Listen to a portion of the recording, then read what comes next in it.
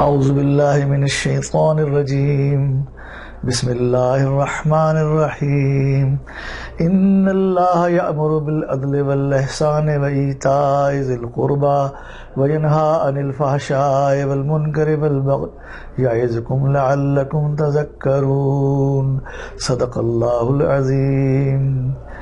یہ سورہ نحل کی آیت ہے، ایک آیت ہے، اور عموماً ابتدائی اسلام سے صلح امت اور واعظین انہیں جمعوں کے خطبوں میں، عیدین کے خطبے میں ادا کرتے ہیں، بلکہ آخری جو جملہ ادا کرتے ہیں وہ یہی آیت ہے، اور ہم سب لوگ بچپن سے اسے سنتے آئے ہیں، اور جب یہ آیت ہمارے سامنے آتی تھی امام کے یا واعظ کے منہ سے تو ہم سمجھتے تھے کہ اب خطبہ ختم ہو گیا ہے، نماز کی تیاری ہوئی۔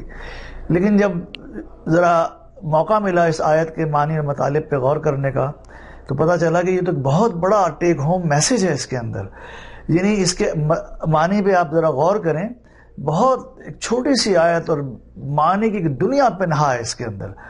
اللہ تمہیں حکم دیتا ہے، ان اللہ یامر، کس چیز کا حکم دیتا ہے؟ بالعدل والاحسان، عدل اور احسان کا، وینہی عن الفحشاء والمنکر والبغی، اور منع کرتا ہے فحش سے، بغی سے اور منکرات سے۔ اگر آپ دیکھیں تو ہماری پوری زندگی انہی 6 چیزوں کے گرد گھومتی ہے۔ عدل کا ایک تصور ہمارے ذہن میں ہے کہ معاشرے میں ہر ایک کو اس کا حق بے اخلاق طریقے سے ملے، اس کی تمام آرزوؤں کو پورا کیا جائے، اس کی خواہشات کی تکمیل ہو۔ احسان عدل سے آگے کی ایک چیز ہے۔ احسان کے معنی، ایک معروف معنی تو یہی ہے کہ کسی پہ مہربانی کر دی جائے، کسی سے بدلہ نہ لیا جائے، یہ احسان ہے۔ اگر آپ نوٹ کریں کہ معاشرے میں اگر عدل قائم ہو جائے اور معاشرے میں لوگوں کی یہ عادت پڑ جائے کہ اللہ تعالیٰ حکم دے رہا ہے کہ تم ایک دوسرے پہ احسان کرو، اگر ایک دوسرے پہ احسان کرنے والے ہم بن جائیں، ان اللہ یأمر بالعدل والاحسان وایتاء ذی القربى، اور رشتہ داروں کے بارے میں ایک خصوصی حکم ہے کہ صلہ رحمی کا۔ ہر خاندان میں امیر بھی ہوتے ہیں، غریب بھی ہوتے ہیں، اور اگر آپ یقین جانیں اگر ہر خاندان کے امیر لوگ اپنے خاندان کے غریب لوگوں کو سنبھال لیں تو معاشرے سے غربت کا ویسے ہی خاتمہ ہو جائے۔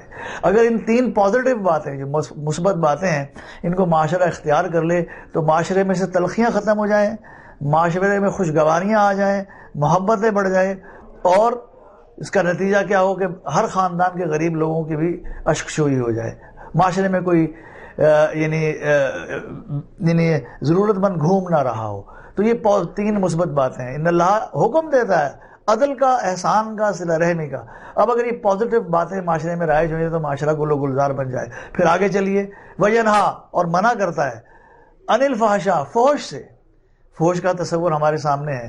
اگر اللہ تعالیٰ حکم دے رہا ہے کہ ہم فحش سے بچو، عن الفحشاء والمنکر، منکر ہر وہ چیز جو نیکی کی ضد ہوتی ہے۔ منکرات معروف معنوں میں جو چیز، مثلا اگر مہمان کی تواضع کرنا خیر کی بات ہے، نیکی کی بات ہے، تو مہمان سے بد سلوکی کرنا، مہمان کے ساتھ بد سلوکی سے پیش آنا، یہ منکر میں شامل ہو گیا۔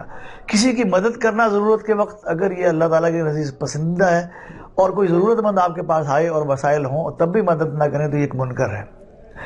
تو اللہ تعالیٰ ہمیں منع کرتا ہے فحش سے، منکرات سے۔ بغ کیا ہے؟ وہ بغاوت اسی سے نکلا ہے کہ اپنے حقوق سے بڑھ کے دوسروں کے حقوق کے اندر دست درازی کرنا۔ اپنا حصہ تو لے لیا لیکن دوسروں کے حصے میں بھی شب خون مارنا۔ اگر یہ 3 برائیاں معاشرے سے دور ہو جائیں، یعنی فحش ختم ہو جائے، منکرات، تمام معروف باتیں رائج ہو جائیں، اور غیر معروف باتیں معاشرے سے ختم ہو جائیں، اور ایک دوسرے کے حقوق کو پامال کرنا انسان چھوڑ دے، تو معاشرہ جو ہے اس میں ہر قسم کی تلخی دور ہو جائے گی۔ ہمیں کیا حکم دیا گیا ہے؟ عدل کا، احسان کا اور صلہ رحمی کا۔ کن چیزوں سے روکا گیا ہے؟ فحش، منکرات اور بغی، یعنی ایک دوسرے کے حقوق پر ناجائز دست درازی۔ اللہ تعالیٰ ہمیں اس آیت پر غور کرنے کی توفیق عطا فرمائے، اپنی زندگیوں میں رائے۔ اور یہی امام جو ہے ہر جمعے کے خطبے پہ گھر جانے سے پہلے ہمیں ایک پیغام دیتا ہے کہ لوگوں، یہ اللہ تعالیٰ کا حکم ہے کہ عدل کرو، احسان کرو، اور رشتہ داروں سے خصوصی حسن سلوک، چاہے وہ زیادتی بھی کرے پھر بھی ان کے ساتھ حسن سلوک کرنا، یہ بڑی پسندیدہ چیز اور بڑی چوٹی کی نیکی ہے۔ اور ہمیں منع کرتا ہے کہ ہم فحش کاموں میں انوالو ہوں، منکرات ہماری زندگی میں رائج ہوں، اور ہم ایک دوسرے کے حق پہ ناجائز دست درازی کریں۔ اللہ تعالیٰ ہم پہ کرم فرمائے، قرآن پاک کی تعلیمات پہ ہمیں چلنے کی توفیق عطا فرمائے۔ ربنا تقبل منا انک انت السمیع العلیم وتب علینا انک انت التواب الرحیم۔